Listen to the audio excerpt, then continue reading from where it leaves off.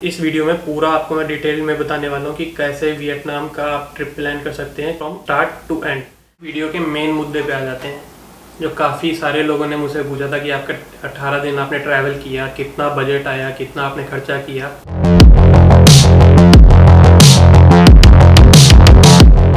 तो hello guys, welcome back to my channel. पिछले vlog में आपने देखा ही होगा कि मैं कहाँ हालोंग बे की क्रूज़ में घूम रहा था, कहाँ मैं हनोई की गलियों में टहल रहा था। जी हाँ, तो अब वो मेरा सफ़र ख़त्म हो चुका है और मैं वापस आ चुका हूँ अपने घर दिल्ली में। और जैसा कि आपने इस ब्लॉग को क्लिक कर दिया है, इस थंबनेल को देख के क्लिक किया होगा, तो इसका मतलब आप वियतनाम जाने का प्लान ज़रूर कर रहे होंगे। तो आज इस वीडियो में पूरा आपको मैं डिटेल में बताने वाला हूँ कि कैसे वियतनाम का आप ट्रिप प्लान कर सकते हैं फ्रॉम स्टार्ट टू एंड। कितना खर्चा आया, वीज़ा प्रोसेस, फ़्लाइट्स कहाँ से करनी है, और ये सब प्रोसेस मैं आपको आज बताने वाला हूँ इस वीडियो में। तो स्टार्ट करते हैं। तो सबसे पहले हम बात करेंगे वीज़ा की। तो वीज़ा की जो वेबसाइट है, काफ़ी उसमें लोगों को कन्फ्यूजन है कि कौन सी वेबसाइट एक्चुअल में असली वेबसाइट है। काफ़ी सारे फ्रॉड वेबसाइट्स भी इसमें ओपन है ऑनलाइन। अगर आप जाएंगे तो उसमें कहीं पे आपसे $50, कहीं पे $100, कहीं पे $70 कुछ मांग रहे हैं, लेकिन एक्चुअल वीज़ा प्राइस जो है वो है $25। तो ये स्क्रीन पे आप मेरे देख सकते हो कि कौन सी एग्जैक्ट वेबसाइट है। इसका लिंक मैं डिस्क्रिप्शन में भी डाल दूँगा। और तो इसमें आपको कुछ नहीं करना है। सबसे पहले आपको जाना है फॉर फॉरेनर्स, जो ये कॉलम दिया हुआ है, इस पर क्लिक करेंगे आप। अब इसके अंदर आपको वैसे पूरा फॉर्म फिल करना है। इन्होंने पूरा ऑलमोस्ट समझाया ही हुआ है। और यहाँ पे आप देख सकते हैं, यहाँ पे इसकी फ़ीस है $25, जो कि इसकी ओरिजिनल प्राइस है। तो आप गलती से भी किसी दूसरे फ्रॉड वेबसाइट पे जाके या कहीं और जाके आप इसको अप्लाई मत करें। या आप डायरेक्ट आप वियतनाम एम्बेसी में जाएँ या फिर इस वेबसाइट से ई वीज़ा अप्लाई करें। वैसे मैं आपको बोलूँगा कि आप 30 डेज़ का जो ई वीज़ा है वो इनफ होता है $25 में। अगर आप बिज़नेस पर्पज़ के लिए नहीं जा रहे हैं या किसी और पर्पज़ के लिए नहीं जा रहे हैं, तो आप बेस्ट है कि आप यहीं से अप्लाई करें। तो इसमें कुछ नहीं करना है, आपको ये सारा फॉर्म फिल करना है, ये कंफर्म वगैरह करके आपको नेक्स्ट करना है और आपको अपनी फ़ोटोज़ वगैरह अप्लाई करनी है। मैं पूरा प्रोसेस तो अभी नहीं दिखाऊँगा, क्योंकि अगर मैं ये दिखाने लगा तो वीडियो बहुत लंबी हो जाएगी। इसके रिगार्डिंग ऑलरेडी प्रोसेस काफ़ी सारे बने हुए हैं। अगर आप चाहते हो कि मैं इसके बारे में आपको डिटेल में वीज़ा प्रोसेस भी दिखाऊं, तो आप नीचे कमेंट कर सकते हो। तो उसके ऊपर भी मैं एक अलग से सेपरेट वीडियो बना दूँगा। तो अपना वीज़ा ऑलरेडी अब आ चुका है। 2 से 3 दिन लगते हैं वीज़ा को आने में। मेरा ऑलमोस्ट 3 वर्किंग डेज़ वो बोलते हैं, मेरा 3 वर्किंग डेज़ के अंदर अंदर आ गया था। 3rd वर्किंग डे पे एग्जैक्टली आया था, क्योंकि एक दिन बीच में हॉलीडे थी। तो अराउंड 4 दिन के बाद मेरा वीज़ा आ गया था। आजकल जो टाइम लग रहा है, जिनसे भी मैंने बात करी, मेरे फ्रेंड्स वगैरह से जिन्होंने अप्लाई करा था, तो उनका वीज़ा ऑलमोस्ट 1 वीक लग जा रहा है। 5 to 7 डेज़ लग रहे हैं। लिखा उन्होंने ऑफिशियली 3 डेज़ ही है, लेकिन अभी 5 to 7 डेज़ एटलीस्ट लग जा रहे हैं। मतलब जब आपका प्लान हो उससे एटलीस्ट 1 वीक पहले अप्लाई करें, क्योंकि कई लोगों का इशू ये हुआ है कि उन्होंने 4 दिन पहले अप्लाई करा जाने से उनका वीज़ा नहीं आया और उनको सारी अपनी फ़्लाइट शेड्यूल करनी पड़ी दोबारा से। तो उसमें भी उनका थोड़ा खर्चा हो गया और थोड़ा नुकसान हो गया इस तरह से।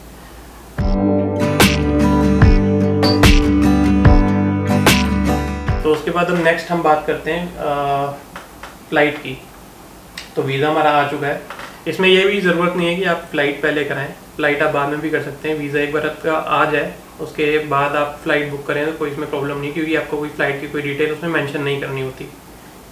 तो मेरा वीज़ा आने के बाद नेक्स्ट डे मैंने फ़्लाइट वगैरह देखनी स्टार्ट करी थी।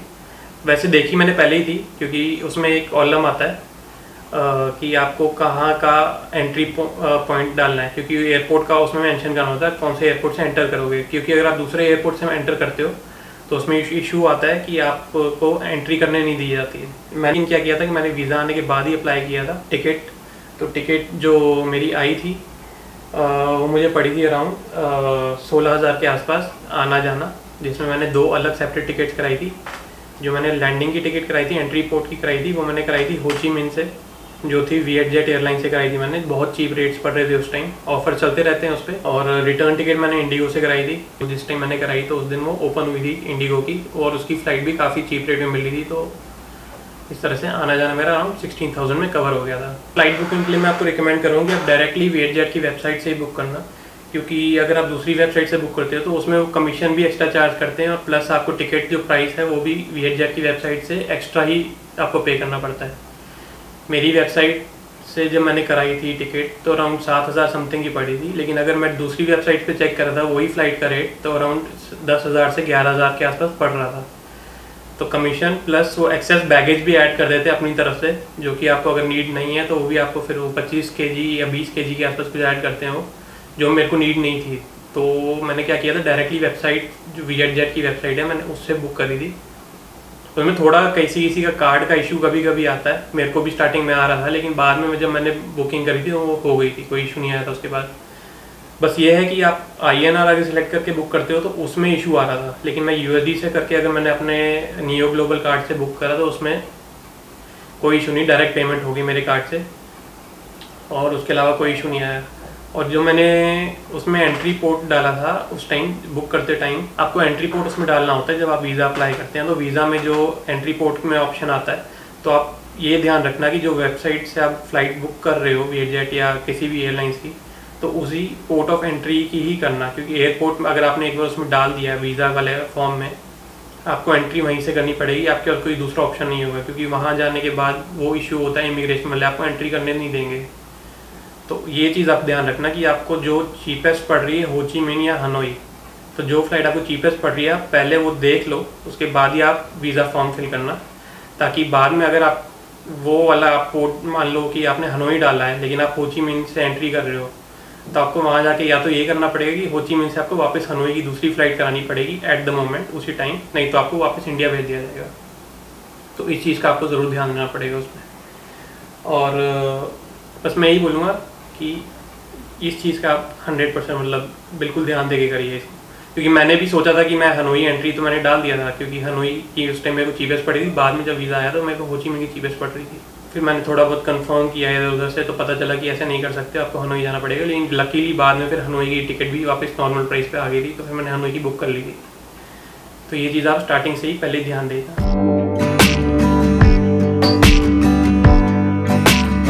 तो वीज़ा अब आपने बुक कर लिया है, फ्लाइट आपने बुक कर लिया है, वियतनाम आप पहुँच गए हैं, अब नेक्स्ट क्या करना है? नेक्स्ट बात करेंगे हम सिम कार्ड की। तो सिम कार्ड वहाँ पे 4 ऑप्शन है, एक है Viettel, एक है मोबीफोन, एक वियट मोबाइल, एक वीना फ़ोन है, और एक वियतनाम मोबाइल है। तो ये 4 कंपनी है जिनके वहाँ पे सिम कार्ड चलते हैं, और इनमें से 2 बेस्ट जो है वो है Viettel एंड मोबीफोन।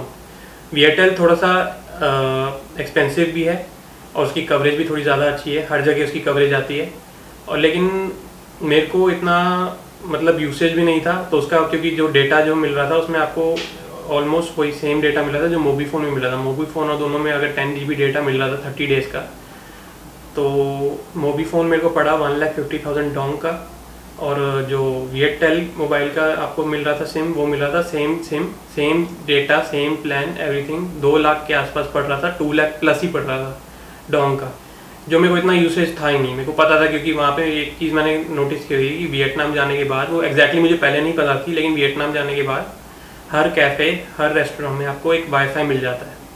आप कहीं भी बैठे हैं, खाना खा रहे हैं, कैफ़े जा रहे हैं, कॉफ़ी वगैरह पी रहे हैं, रास्ते में कहीं घूम रहे हैं, तो किसी कैफ़े में जाके थोड़ी देर बैठ गए, फ्री वाईफाई हर जगह अवेलेबल होता है, हर जगह।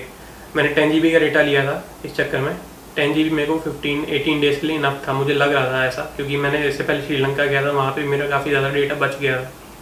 तो वही सोच के मैंने सोचा कि इस बार भी एक्स्ट्रा डेटा लेने का कोई मतलब नहीं है। 10 GB का मैंने डेटा लिया था, 1,50,000 डाउन का, मेरे को मोबीफोन का सिम पड़ा, कोई कवरेज की इशू नहीं आई मुझे, हर जगह काफ़ी सही से काम कर रहा था, जितनी भी सिटीज़ मैंने कवर करी हर जगह उसके नेटवर्क सही आ रहे थे। और अराउंड 8 GB डेटा ही मेरा पूरे ट्रिप में मैंने यूज़ किया, क्योंकि हर जगह मैं वाईफाई यूज़ कर रहा था, तो 2 GB इसमें भी मेरा वेस्ट गया इस तरह से। तो ये रिकमेंड करूँगा कि मैं, अगर आपको चीप एंड बेस्ट सिम लेना है तो मोबीफोन ले लीजिए, अगर आपको यूसेज थोड़ा ज़्यादा है और थोड़ा बेटर कवरेज और चाहिए तो Viettel बेस्ट है।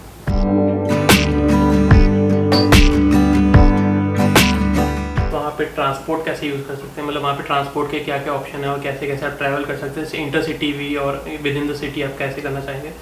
तो उसके लिए आप सबसे पहले एक ऐप है जो कहते हैं ग्रैब, और एक और आती गोजैक।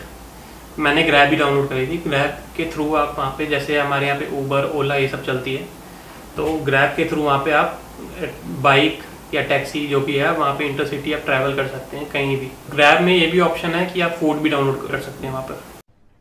अरे कहना क्या चाहते हो? जैसे हमारे यहाँ ऊबर ईट्स पहले होता था, जो बंद हो चुका है, लेकिन तो उसी टाइप का जो ऐप वहाँ पर वो है ग्रैब। तो ग्रैब से आप टैक्सी, बाइक या फूड ऑर्डर करना है तो आप इन तीनों के लिए वो ऐप यूज़ कर सकते हो। इसके अलावा अगर आप इंटरसिटी ट्रैवल करना चाहते हैं तो उसके लिए आप बसेस ले सकते हैं। मोस्टली वहाँ पे स्लीपर बसेस ही अवेलेबल होती हैं। आपने मेरे ब्लॉग्स अगर पिछले वाले चेक किए होंगे तो उसमें मैंने आपको दिखाया ही था कि किस टाइप की बसेस होती हैं और थोड़ी अजीब ही होती हैं। मतलब इंडिया के में जैसे स्लीपर बसेस होती है और वहाँ की जो स्लीपर बसेस है वहाँ पे सिंगल सीट होती है हर पर्सन के लिए।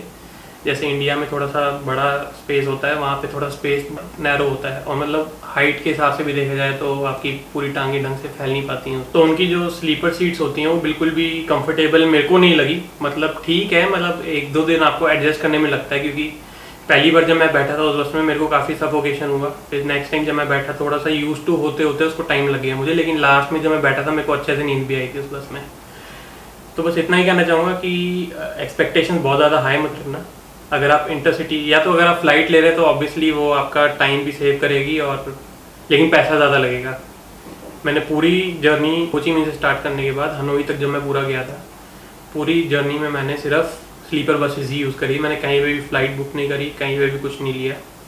बस मैं इसके थ्रू ही पूरा जर्नी कवर किया था। कि आप ट्रेन से भी जा सकते हो, लेकिन ट्रेन वाला ऑप्शन मैंने एक जगह मैंने ट्राई ज़रूर किया था, लेकिन उसके टाइमिंग्स थोड़े से ऑड टाइमिंग्स थे।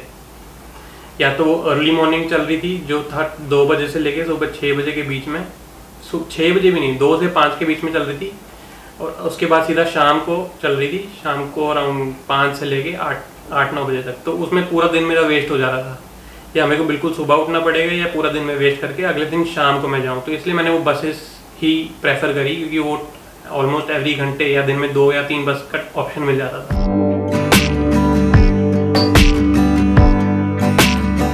अब नेक्स्ट जो है वो है, मैं बात करूँगा करेंसी की। तो करेंसी के लिए मैं आपको अभी नोट्स दिखाता हूँ कि वहाँ के नोट्स कैसे हैं। तो उस चीज़ का आपको थोड़ा ध्यान देना पड़ेगा।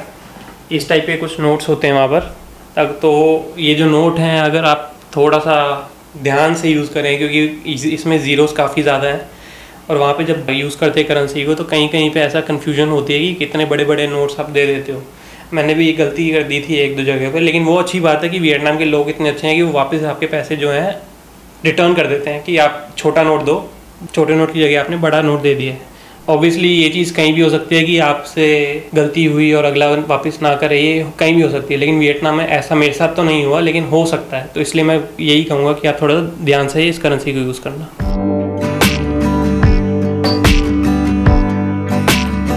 तो अब इस वीडियो के मेन मुद्दे पे आ जाते हैं, जो काफ़ी सारे लोगों ने मुझसे पूछा था कि आपका 18 दिन आपने ट्रैवल किया, कितना बजट आया, कितना आपने खर्चा किया।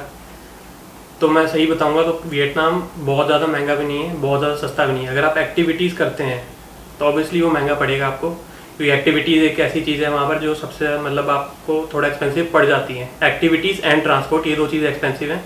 इसके अलावा अगर आप घूम रहे हैं, नॉर्मल खा पी रहे हैं और रेस्टोरेंट जा रहे हैं, बाहर जा रहे हैं, तो इतना महंगा नहीं पड़ता है, बहुत ज़्यादा चीप है उस मामले में। तो अब आपको मैं पूरा डिटेल में बताता हूँ कि मेरा कितना और कैसे खर्चा हुआ है। सबसे पहले मैं बात करूँगा वीज़ा प्लस इंश्योरेंस।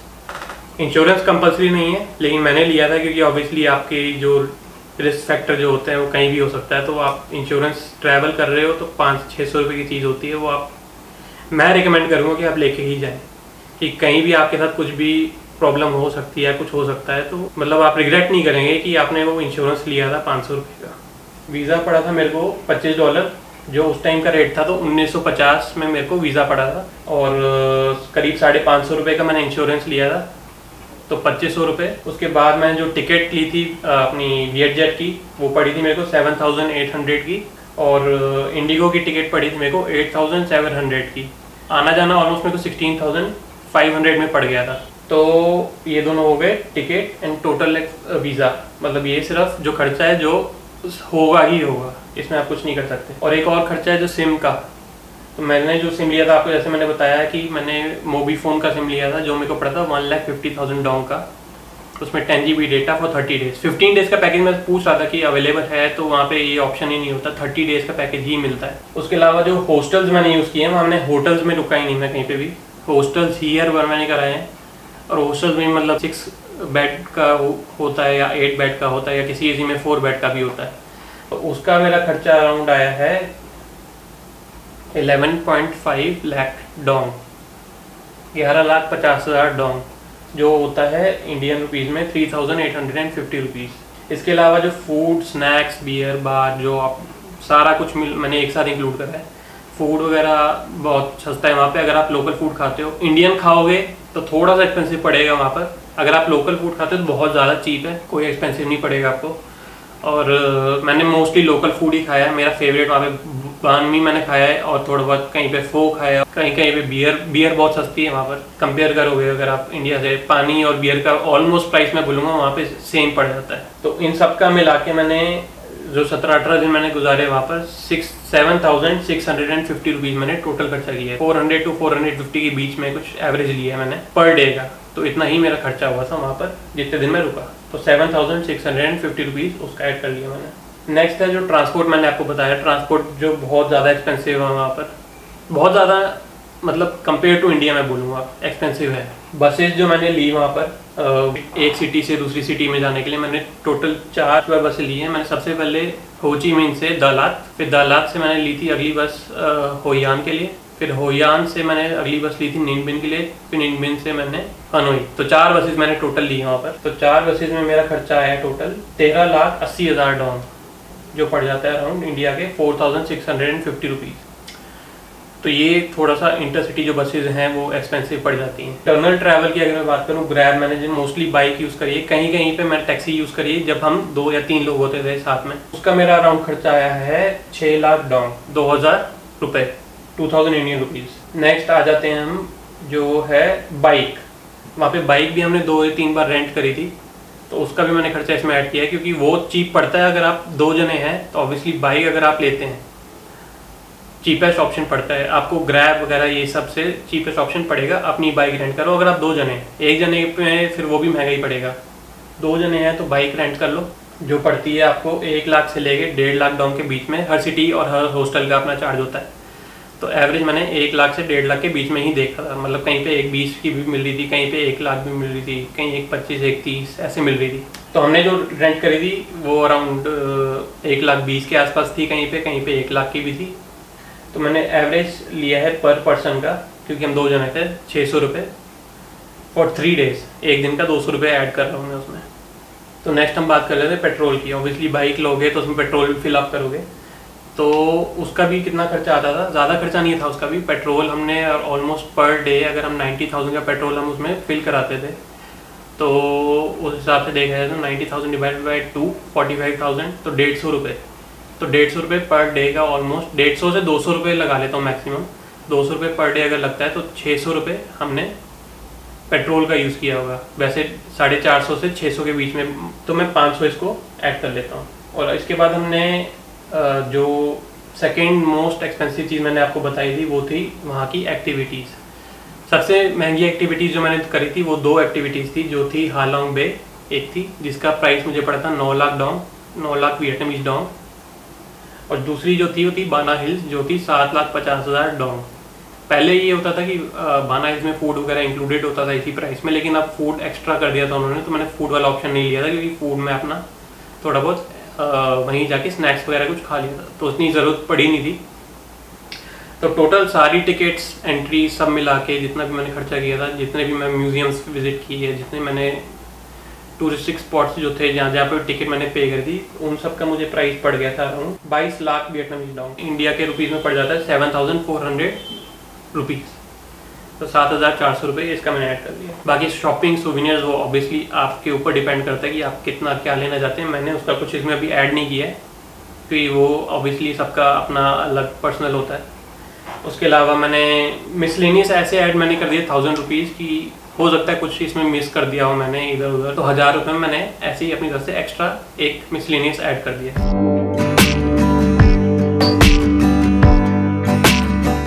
तो फाइनली अब बात करेंगे खर्चे की। टोटल खर्चा कितना हुआ वियतनाम की जर्नी में, पूरी ट्रिप पे कितना खर्चा किया मैंने। साथ के साथ आप कैलकुलेट कर रहे होगे तो आपने टोटल ऑलरेडी लगा ही लिया होगा, स्मार्ट आप लोग हो ही। लेकिन अगर नहीं कर रहे थे तो मैं अभी टोटल आपको बता देता हूँ। टोटल मेरा खर्चा हुआ है अराउंड 28,000 रुपये, 28,000। और अगर मैं फ़्लाइट और वीज़ा भी इंक्लूड कर दूँ तो उसके साथ में मेरा हुआ है 47,150। वहाँ सिर्फ घूमने का जो टोटल मैं खर्चा बता रहा हूँ, सिर्फ वहाँ घूमना मतलब ट्रैवल करना वियतनाम के अंदर, उसका खर्चा हुआ मेरा 28,000 रुपये। सिर्फ 28,000 रुपये फॉर 18 डेज। आप बताओ कि आपको ये एक्सपेंसिव ट्रिप लग रही है या चीप लग रही है, क्योंकि मैं अपनी तरफ से बजट ट्रैवलिंग करता हूँ। इससे ज़्यादा अगर मैं बजट और कंट्रोल कर सकता था भी और नहीं भी, क्योंकि एक्टिविटीज़ मुझे सारी करनी थी, सारी एक्टिविटीज़ में मैंने करी है। जो खाना था मैंने खाया है आराम से। कोई हॉस्टल में रुका हूँ, अच्छे हॉस्टल में रुका हूँ, कोई ख़राब हॉस्टल में मैं किसी में भी नहीं रुका कि भाई बिल्कुल ही चीपेस्ट हॉस्टल में आप रुक रहे हो, उसमें भी मैं नहीं रुका। तो 28,000 रुपये मैंने वहाँ टोटल हॉस्टल, खाना पीना और अपना एक्टिविटीज़, ट्रांसपोर्ट सब मिला के मैंने 28,000 में कंप्लीट कर लिया फॉर 18 डेज़। और फ्लाइट अगर मैंने बताई तो फ्लाइट के साथ में मेरा खर्चा हुआ था 47,000 रुपीज़। 50,000 में मेरा खर्चा नहीं हुआ इस पूरी वियतनाम की ट्रिप पे। अगर आप ऐसे ही फॉलो करना चाहते हैं तो मेरे सारे व्लॉग्स आप देख सकते हैं। सारे व्लॉग्स आप देख के अपना ट्रिप अकॉर्डिंगली आप प्लान कर सकते हैं। मेरी वाली आइटनरी भी आप प्लान कर सकते हैं। बाकी कुछ आप ऐड करना चाहिए, क्योंकि इसमें मैंने एक चीज़ मैंने मिस करी है पूरी कंट्री में, जो थी सापा। हो सकता है मैं दोबारा विजिट करूं सिर्फ सापा के लिए, क्योंकि नॉर्थ वियतनाम बोलते सबसे बेस्ट और सबसे ब्यूटीफुल प्लेस है। हाजियांग लूप और सापा एक ऐसी जगह है जो काफ़ी लोग जाना पसंद करते हैं, लेकिन मेरे पास जितना टाइम था, जितना मैंने एक्सप्लोर करना था, मैंने अपने हिसाब से पूरा एक्सप्लोर किया। इसी के साथ मेरी वियतनाम सीरीज़ का दी एंड होता है और नेक्स्ट कंट्री बहुत जल्दी जाएंगे हम। बाकी अगर आप कोई भी आपको डाउट है, कोई क्वेश्चन है, कोई मिस हो गया मेरे से इसमें, अगर आप पूछना चाहें आप कभी भी इस वीडियो पे कमेंट करके पूछ सकते हैं, या फिर आप इंस्टाग्राम पे मुझे डायरेक्ट DM भी कर सकते हैं। इंस्टाग्राम का लिंक मेरे नीचे डिस्क्रिप्शन में दिया हुआ ऑलरेडी। बाकी आप लाइक शेयर कमेंट, चैनल पसंद आ रहा है या मेरे ब्लॉग्स पसंद आ रहे हैं तो आप खुद ही कर लेंगे। तो लाइक शेयर कमेंट बोलना मेरा काम है, करना आपका काम है। करना चाहो तो कर देना।